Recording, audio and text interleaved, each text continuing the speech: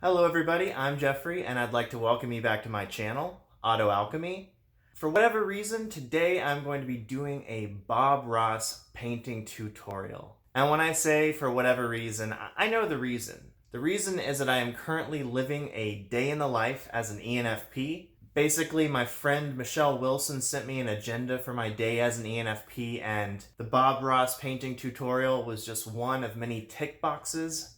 So if you want to watch the entire day unfold, you can check out the full video up here. But this video, this one's going to be raw painting. Nothing but acrylics. Speaking of which, I know absolutely nothing about painting. I have barely a shred of any artistic talent. I can draw if I have something that I'm referencing, but that is it. So this is probably going to be a monstrosity.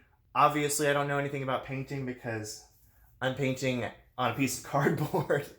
But that was actually at Michelle's recommendation. I do have some backup canvases that came with my painting kit. And on the topic of acrylics, this is apparently what an acrylic is. Cool, right? The only problem being that I didn't do my research, and Mr. Ross is actually, he's more of an oils man. So I'm gonna be in big trouble. Yeah, I'm in big trouble, but hopefully something can materialize out of this. And I'll at least have fun in the process. I mean, I'm sitting here, I'm I'm on my bed, I've got a towel down, put on the plain white tee. I feel like nothing could really go wrong. I've got a beer. Let's go. Let's have a good time, all of us. Grab a beer, unless you're under 21. Then grab yourself a sody pop. Can you tell that I'm incredibly nervous? I'm like postponing the actual process of putting paint to cardboard for as long as I possibly can. But we can no longer delay, so off we go. So if you're following along from home, the first thing that you want to do is go to YouTube and Google Bob Ross Easy Tutorial or Bob Ross Tutorial Easy. Something along those lines. Bob Ross Painting Tutorial Easy. That's the one.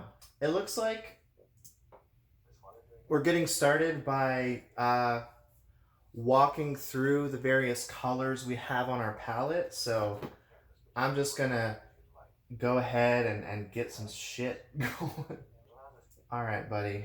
We're gonna have to stop you for a second. So these colors that he's talking about are insane. Phthalo green. I feel like he's just making stuff up. But anyway, let's try to make phthalo green. Phthalo green. So it looks like I'm going to need 2 squirts of white, 3 squirts of burnt umber, 1 squirt of processed cyan. This is crazy right here. That's art right there. I kind of like it unblended, honestly. It's a very soothing color. So I guess I'm going to dip this in water. Okay, I'm not going to subject you guys to the rest of the color mixing. I'm going to do that on my own time. Alright, so allegedly these are some of the colors that I'm going to use. And this one here, as you can see, there's a little bit of a rim of the yellow still remaining from before the blend. It was a yellow and a red blend, and then a little bit of this burnt umber. It looked exactly like a McDonald's hamburger. You might also be able to see some beading droplets of water. That's because I don't know what I'm doing, and I read that acrylics tend to dry out, and that's partially why they're not the best for the Bob Ross painting style. So you need to get it a little wet. Keep it rejuvenated with a little spritz. Hence, this guy right here. Spritz, spritz. I might need this for myself, actually, because I'm very nervous. There were actually more colors than I had slots for, and I'm not even sure that I'm supposed to be mixing them already. I'm not 100% on the proper order of operations here. But that doesn't matter. No more delaying. I think that's the second time I've said that. But for real, we're about to do this.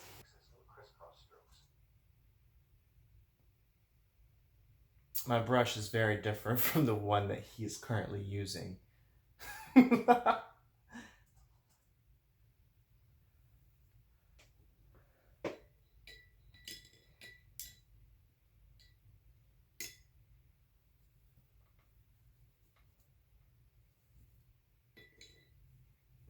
This is the closest thing that I have, so I'm gonna retry that one here. It does not want to give. Is there like some sort of sheath on that? Dang.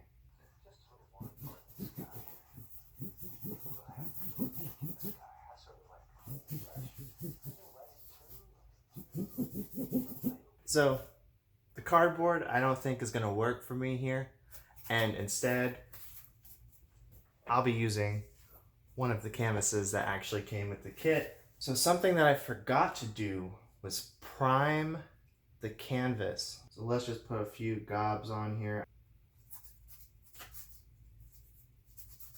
Oh yeah, this is obviously going to be a disaster. Okay, and now having done that, I'm just gonna spritz it. So now we're gonna go back to that crimson and do the crisscross strokes that he mentioned. Well, it's better than it was.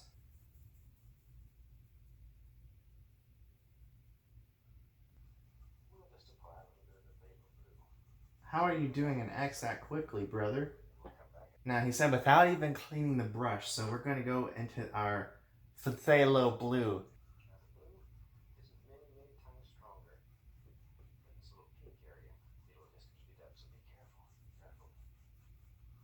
I honestly don't understand. And I'm just trying to soften it up a little bit. Not because he told me to, but because it looks nothing like what he's done. And it looks like he gets a little darkness in there in the upper corner. So I'm just gonna try. Oh no! Oh no! Yeah, it might just be that a darker blue is not achievable right now. Add a little pressure to it. Darken these corners.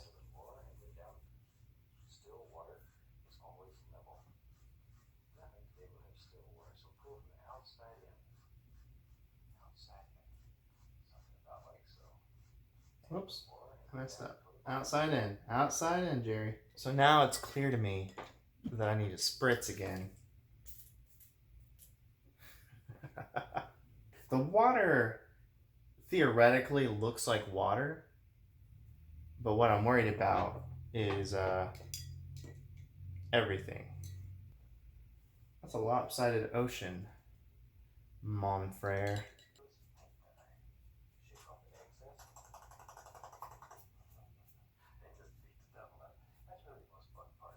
I still like the idea of beating the devil out of it, so I'm just gonna smack it gently on my towel.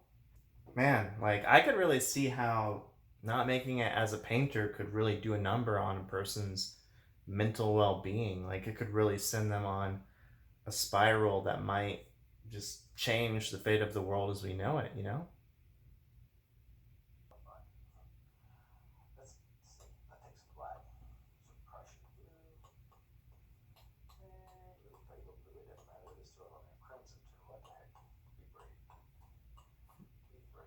Be brave, he says.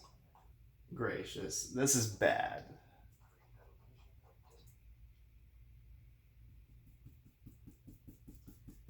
Yeah, it's just like this technique doesn't work with the acrylics, you know?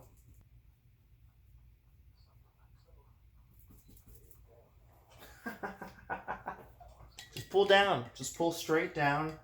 You won't mix the colors together. I was wondering what this was.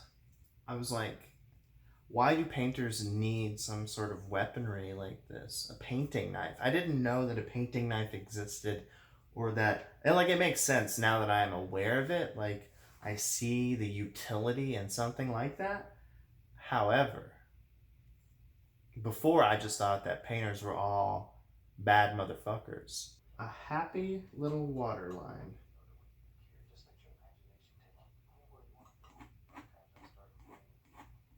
Oh. No, he told me that if I add some lines here, then I create like the illusion of tree trunks, but I don't exactly see it. Oh God. I've abandoned all pretenses of like a successful outcome. In fact, it might be easier to get my fingers in here to smooth out some of the edges, you know.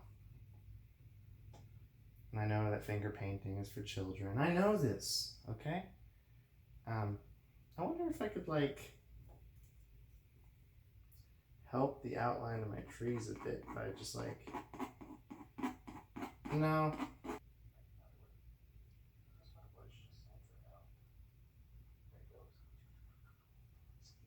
It looks like his tree is in the water. I don't understand. I guess there's more to come, but right.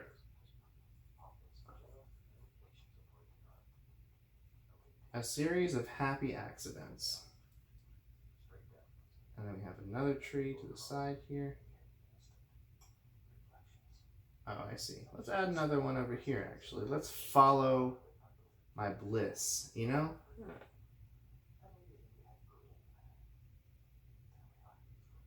And it looks like, you know, he's created like a dark base for the whole. That's not very dark, is it?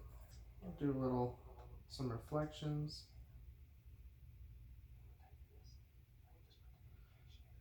That doesn't look right. Now that's all right.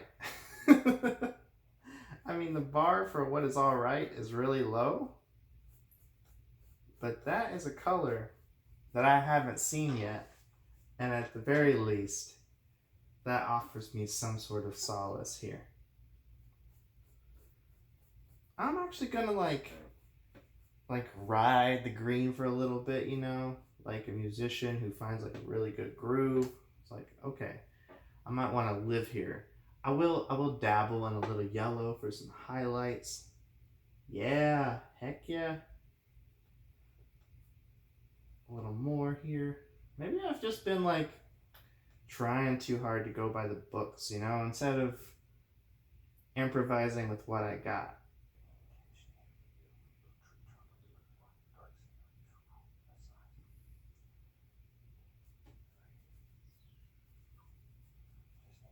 He's adding another tree. I have a feeling that another tree might detract from the composition.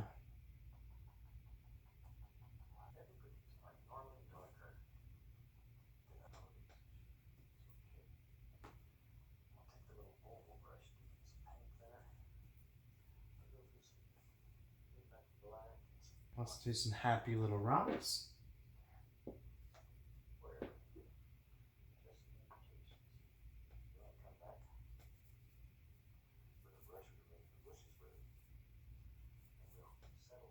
Now we bring back a little bush action right in front of the rocks. I think it might just be easier for me to apply it directly to the canvas at this point. I mean, it's too late to be making these mind-blowing discoveries, but I think that's right. So we're going to add a little Van Dyke brown, or as I like to call it, burnt umber. And we're going to create a path.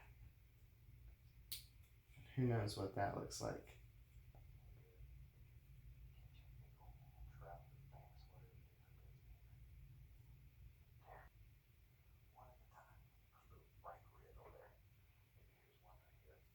Oh no, my rocks don't look like rocks anymore. Oh, that's frustrating because I was actually proud of the rocks. Who wouldn't be? Using an experimental technique where I just take the back of my brush and just carve a clean line here to indicate that these are indeed trees, you know? Oh, I guess I'm supposed to be using the blade for this. It honestly hurts my feelings to hear him talk about how simple the painting was, and then to look down at the monstrosity that I've created. But I knew what I was getting into, so I set my expectations accordingly, and I can't really be too disappointed. Ta-da! Wow, that's art. So before I go, I just wanted to issue a thank you to Michelle Wilson, and also a small threat. I want her to know that someday I'm going to be deciding her agenda, and I'm going to pick something that will make her highly uncomfortable and really outside of her comfort zone. I just feel like that won't bother her though. She just rolls with the punches so easily. Meanwhile, this really took a toll on my self-esteem. But you know what? That being said, at least I don't have to live there. At least I can put this in the trash and never have to worry about it again. At least I don't have to live there. Oh, where the heck am I?